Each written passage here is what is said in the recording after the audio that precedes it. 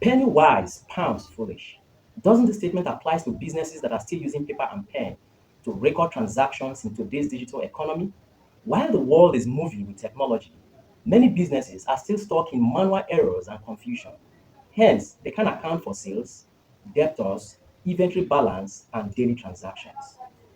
Thanks to Theory MTT program, with it, I was able to build a smart automated invoice system that records sales, track debtors, monitor inventory, and manage daily transactions in real time seamlessly.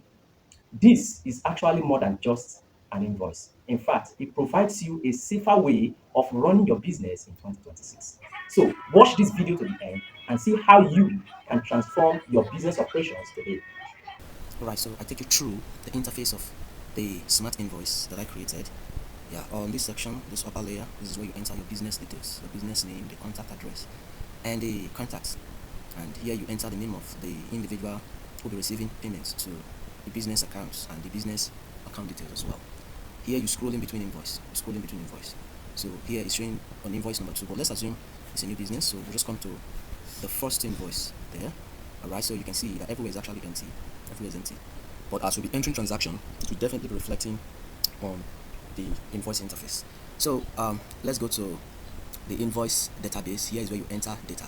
As you enter data here, it reflects on the upper side, so on the front side rather. So this is how it is. This is how it is. You can see where how the invoice database actually looks like. So now let's come to customer summary. It's another section. As you are recording invoice, it will capture unique customers for you. It also comes with an inventory section. This inventory section automates automates available inventory. It automates available inventory here and gives you what your available inventory is supposed to be without you counting. And it also comes with a dashboard. It comes with a dashboard. So this is how the dashboard looks like.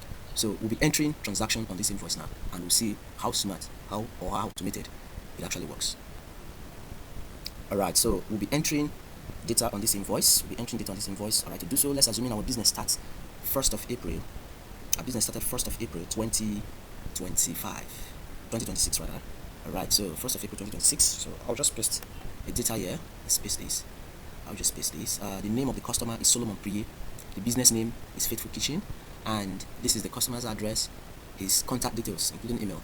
And this is the actual day he came to buy from us, 1st of April. Alright, so let's add products.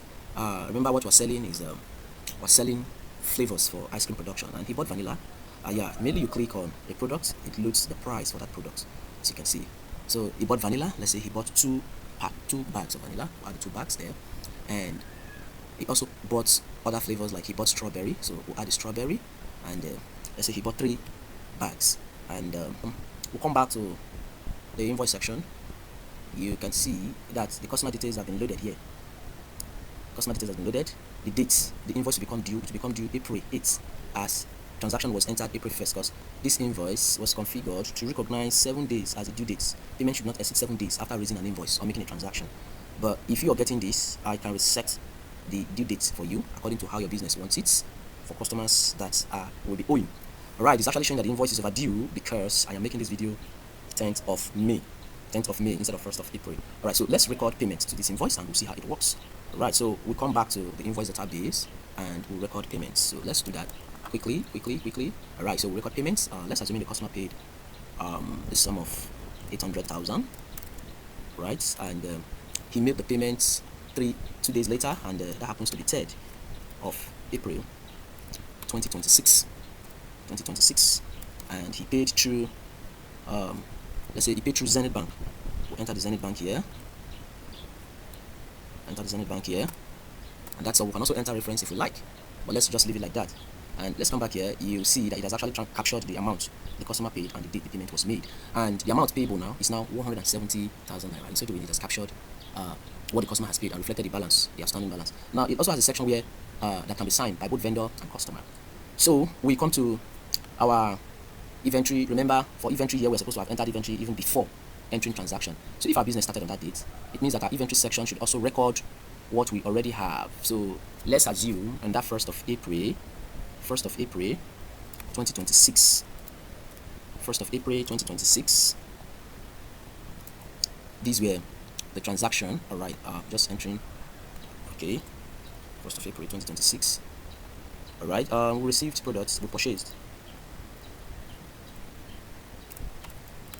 We purchased on that day, let's say we purchased 5 bags of vanilla, 5 bags of strawberry, 4 bags of banana. We also have 5 bags of pineapple, and we have 2 bags of chocolate. Alright, so this is what we have as what we purchased on that day. But before then, we already have some inventory. Let's say the inventory we have before we started using this. We have 10 bags of vanilla. We also have 10 bags of strawberry and 5. Alright, we also have 5 here. And we have 2 here. These were the inventory we already have before we started using this. So we load them into it. So it gives you what your closing stock or present available stock should be.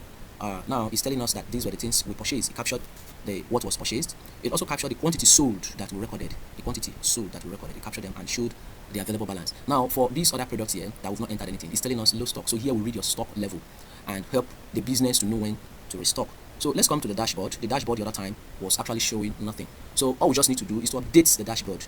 We just have to update the dashboard because of the way I have built it. That's why you have to update. So we click update and update here. Click update and update here.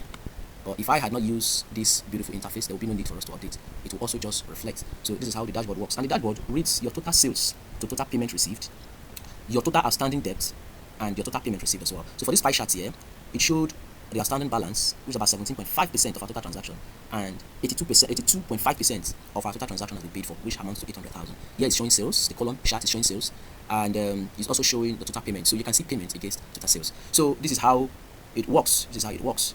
It works very perfectly. Then let me also show you something that I've not showed you here. Now, when you come here, you look at the price section here, the product section here. You load them. Immediately you click on a particular product, the price just load without you having to type to avoid the stress of doing so. So this is how it works, and will capture transaction clean for your business without stress, and also flag all